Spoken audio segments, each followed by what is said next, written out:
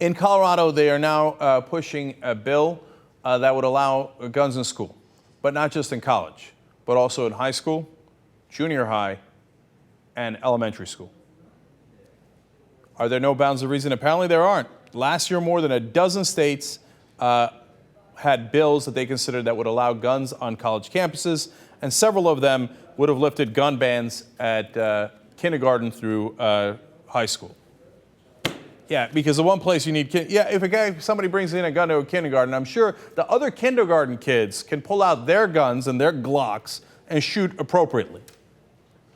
Well, it's because I'm not going to say they're crazy. They're not crazy. It's gun manufacturers that push these bills. It's gun manufacturers that buy our politicians. So they don't give a damn who gets shot, whether it's in a kindergarten or a school or college. They don't care. They don't care if the American people are in favor of it or not. And most of their own members are not in favor of laws like this, members of the NRA. But they don't give a damn about that either, because they're not representing those members. They're representing the manufacturers who pay their bills. So if every kid in a kindergarten winds up having a gun, well, the manufacturers make more money. So they're ecstatic about it. Some people get shot, so what? By the way, earlier in January, in a Texas middle school, so this isn't hypothetical, a kid was shot to death because he pulled out a pellet gun. So he's a kid, he's got a pellet gun, and he jokingly pulls it out. Oh, good, there's guns on campus, they shoot him dead. What a terrible, terrible idea. Meanwhile, one other facet to this story, which is that now they're pushing laws to say that ex-convicts should be allowed to buy new guns as soon as possible. No background checks in some of these states that they're pushing this legislation. It doesn't matter if you did a felony. It doesn't matter if your felony was murder, manslaughter. It doesn't matter if it was, a great number of different felonies. It could have been stalking. You could have had mental health problems. Who cares? Hurry up and give them the gun. But there's an extra wrinkle to that. Some of the same states are making sure that felons can't vote. So you can't be trusted to vote because you're an ex-con, but you can be trusted to have a gun. How insane is that?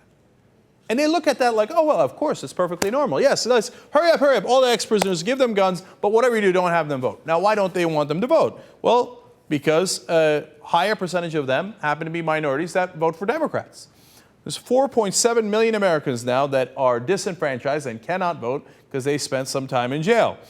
This is a stunning fact. 13% of adult black men are barred from their exercising their constitutional right to vote because of these laws.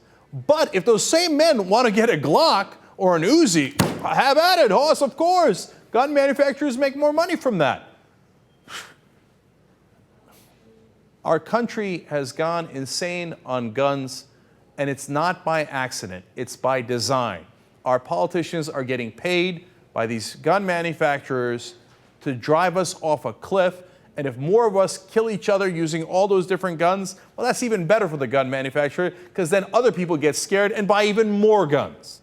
And then when a president comes into office, and by the way, does not a damn thing about gun control, in fact, he brags about it. After Gabby Giffords got shot, he did an op-ed in an Arizona paper where he bragged that he increased gun rights, that now you can bring loaded weapons into national parks and wildlife refuges.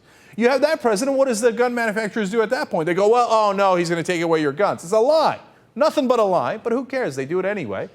And they get people to buy even more guns and now perhaps bring them into schools by ex-cons. That's what happens when your system is fundamentally corrupted by money.